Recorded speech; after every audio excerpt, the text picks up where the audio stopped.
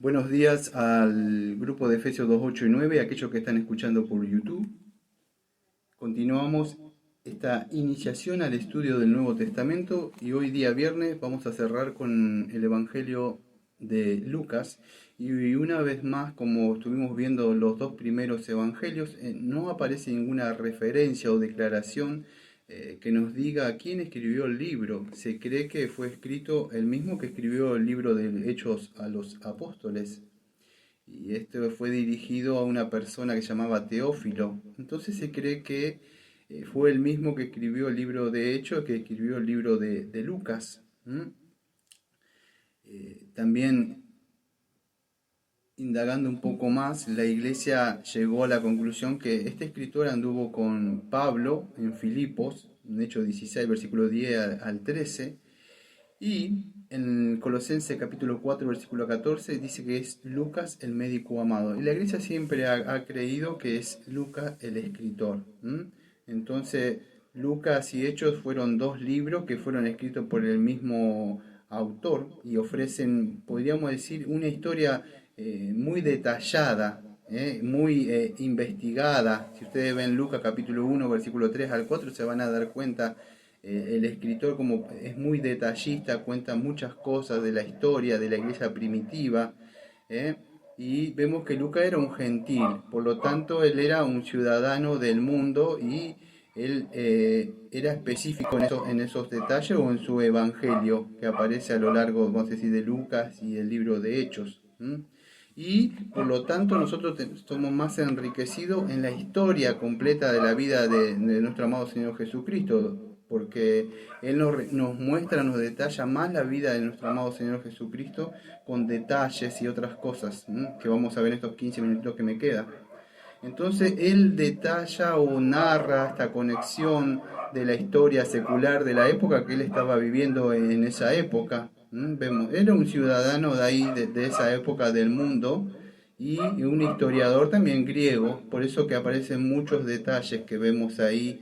En el Mateo vimos que se le daba énfasis más a cuanto al rey, que Jesucristo vino a, por su pueblo, y bueno, y en Marcos vimos también allá el poder, los milagros, pero acá estamos viendo más, podríamos decir, ese amor por el mundo, incluso Lucas es uno de esos gentiles, podríamos decir, que de ahí también que aparece un historiador de los gentiles, ¿no? Conoce mucho de eso, de ahí, entonces es importante que nos muestra muchos rasgos que otros evangelios no nos muestran, por eso que es importante leer todos los evangelios, y el contenido viene así, el capítulo 1, versículo 1 al 4, el prefacio, capítulo 1, bueno, yo los voy a ir diciendo así, no por los versículos para ganar tiempo, ¿sí? Como digo siempre, hay mucho material, poco tiempo. El nacimiento y la niñez de Jesús, Juan el Bautista, el bautismo y la tentación de Jesús, el ministerio Galileo, el viaje a Jerusalén, la última semana de la vida de nuestro amado Señor Jesucristo y la resurrección. Entonces Lucas nos ofrece con más detalle para que podamos acercarnos un poco más a esa época. Nos detalla el nacimiento de nuestro amado Señor Jesucristo, lo que sucede, vamos a decir, ese relato que no aparece en otro lado cuando tenía 12 años. Fíjese, entonces, para que pueda entender un poco este evangelio, hay muchos detalles en ello. Lucas nos va relatando así en cada sección de su evangelio. Él es un historiador y por lo tanto nos va mostrando cosas que otros evangelios no han obviado. Entonces nos muestra la vida pública que había ahí, nos muestra la vida pública incluso de Jesús, en su nacimiento y otras cosas, la vida en el templo, cómo él iba creciendo entre la gente de ese pueblo. Entonces eso nos va enriqueciendo un poco más un poco de la historia de ahí, ¿sí?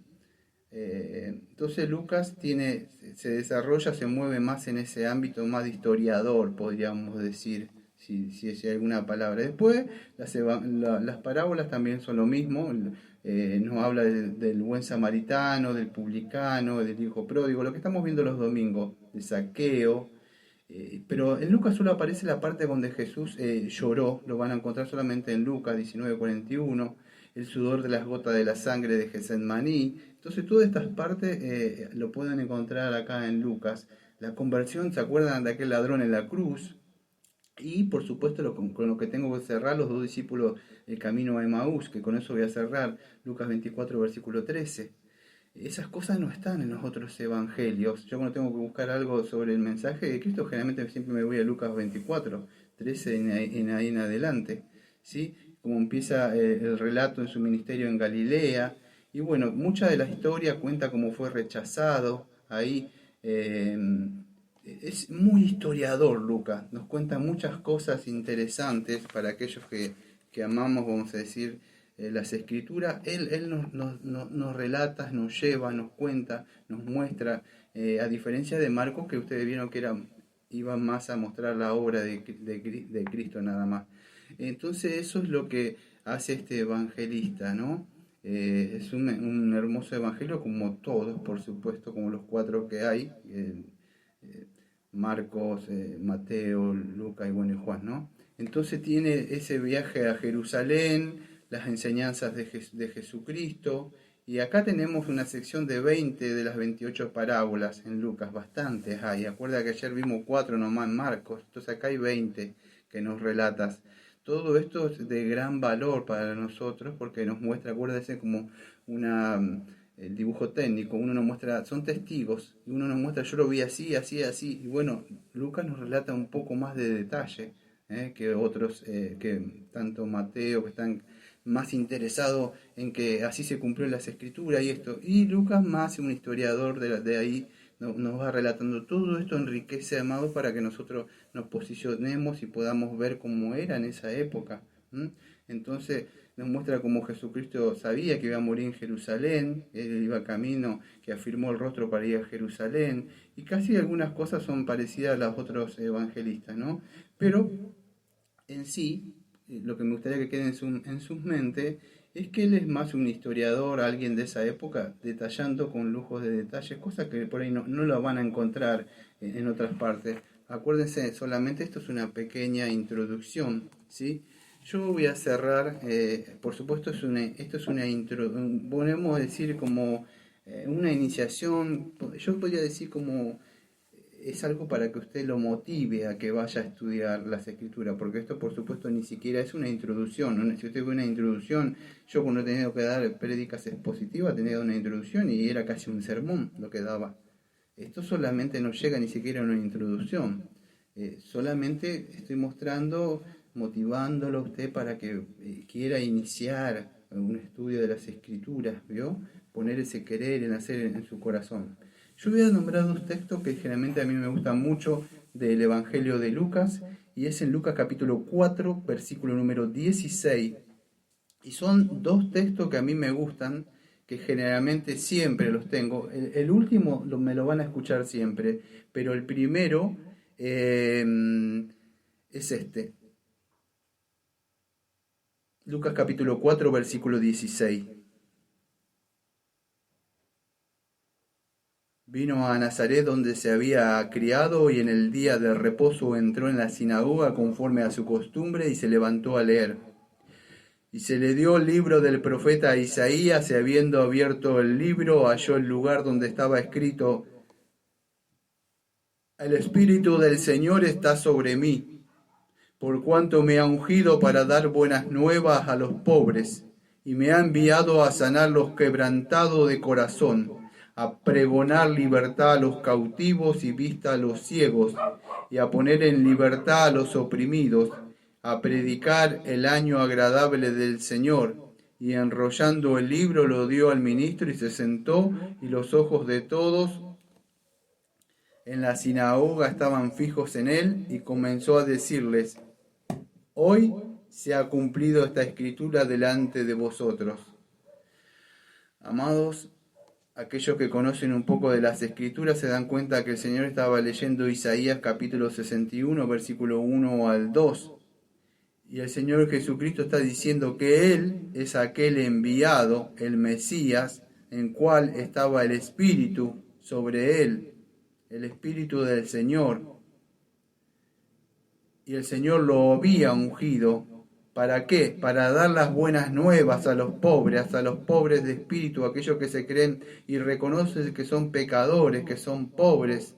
A esas personas darle ánimo, decirle que todo aquel que crea en Él tiene vida, aunque esté muerto vivirá. Todas esas personas deben reconocerse pobres, como algún día vamos a ver en el Sermón del Monte, los pobres de espíritu, no aquellos que se creen que son justos, que son orgullosos y no creen, sino aquellos que de verdad se humillan. A eso, dice el Señor, me ha enviado. ¿A qué? A dar las buenas nuevas a los pobres. Me ha enviado a sanar a los quebrantados de corazón. A esas personas darle un corazón nuevo. A aquellas personas que crean en nuestro amado Señor Jesucristo, que reconozcan su pecado. Sacarle el corazón de piedra y darle un corazón de carne. Me ha enviado a pregonar libertad a los cautivos. ¿Qué es eso? ¿Qué es eso? Si ustedes van a 2 de Corintios capítulo 4 y el versículo 4 al 6 dice así: en los cuales, con minúscula, el Dios de este siglo cegó el entendimiento de los incrédulos para que no le resplandezca la luz del Evangelio de la gloria de Cristo, el cual es la imagen de Dios, porque no nos predicamos a nosotros mismos, sino a Jesucristo como Señor y a nosotros como vuestros siervos por amor a Jesús. Porque Dios, que mandó que la luz resplandeciese la luz de las tinieblas, el que resplandeció en nuestros corazones para iluminación del conocimiento de la gloria de Dios en la faz de Jesucristo. Amados, cuando el Señor está diciendo que ha venido a pregonar la libertad de los cautivos, son aquellos que están presos. Pregonar es predicar, pregonar es abrir la boca y anunciar el mensaje. El mensaje no es para esconderlo. Esas personas están presas, están cautivas de Satanás, del pecado. Creen que son libres, pero no son libres. ¿Cómo pueden ser libres? Bueno, cuando usted le pregona, la fe viene por el oír el Evangelio. Hay que pregonar la libertad de esas personas. ¿Cuándo es que son libres? Cuando escuchan la verdad. Y hoy dice, cuando uno escucha la verdad, ¿qué sucede? Bueno, la persona, si cree, es libre de Satanás. Dar vista a los ciegos, lo ungió y le dio el Espíritu para dar vista a los ciegos. ¿A los ciegos de qué? Amados, las personas están ciegas espiritualmente, no pueden ver, son locura para ellos las cosas que hablamos. Nos miran así, nos ven como un loco Biblia, una persona que estudia, una persona nada que busca. No pueden ver el reino de Dios, no pueden ver a Dios, están ciegos. Solamente por el Evangelio es por medio de ello que se puede abrir esos ojos de esas personas. Me ha ungido para predicar el año agradable del Señor. Amados, usted dirá que esto es solamente para Cristo, pero las buenas nuevas incluye que el Señor, después que ascendió, envió su Santo Espíritu a los apóstoles, y todo aquel que crea, si usted ha creído, como dice el libro de Gálatas, nos muestra que todo aquel que ha creído ha recibido el Espíritu Santo.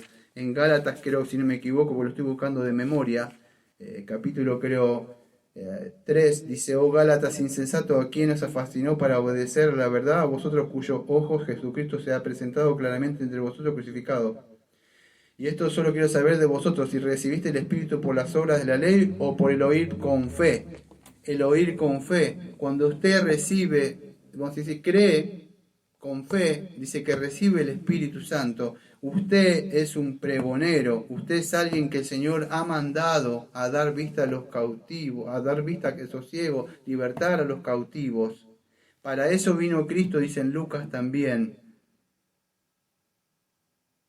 Lucas capítulo 24, 44, le dijo: estas palabras os hablé estando con vosotros, que era necesario que se cumpliese todo lo que está escrito de mí en la ley de Moisés, en los profetas y en los salmos. Y entonces les abrió el entendimiento para que comprendiesen las escrituras, les dijo: así está escrito y así fue necesario que el Cristo padeciese y resucitase de los muertos al tercer día, y que se predicase en su nombre el arrepentimiento y el perdón de pecado en todas las naciones, comenzando desde Jerusalén. Y vosotros sois testigos de estas cosas. Amados, nosotros somos testigos. Nosotros debemos llevar el Evangelio. Somos pregoneros. Hay que hablarle a las personas. Las personas, amados, en el día de hoy no sabemos cuándo pueden morir. Hoy están y mañana no están.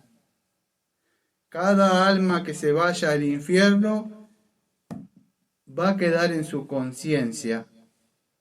Entonces es importante que nosotros prediquemos, como sea, posteemos, pondremos un cartel, un tratado, le hablemos algo. Las personas debemos llevar el Evangelio. Las personas van camino al infierno, como decía esa canción de AC/DC, ese antiguo cantante. Van camino al infierno. La única forma es gritarle, anunciarle, pregonar, para que ellos puedan abrirse el ojo y puedan ver el camino de muerte a donde van. Y con lo que tengo que hablar el domingo, que se arrepientan. La palabra es metanoia, es un cambio de mente, que vuelvan en sí y se vayan. Pero si usted no le anuncia, usted no le dice nada a sus conocidos, amistades o personas, las personas siguen como si nada. El Evangelio, en estos 50 segundos que me quedan, el Evangelio de Lucas, más allá de ser enriquecedor en toda la historia, también nos muestra para qué vino Cristo. Cristo vino no solamente a solucionarle los problemas y cantar y esas cosas, no, vino a traer un mensaje de salvación. Y a lo último, cuando se le aparece a los apóstoles, le dice, ¿para qué es? Para que anuncien que Jesucristo vino a eso, que se anuncie perdón de pecado, arrepentimiento, todo aquel que crea en Él. Bueno, amados, nos vemos el lunes y el lunes nos queda pendiente el Evangelio de Juan. Que tengan un bonito día y mañana nos vemos con el día de la sección de los Salmos.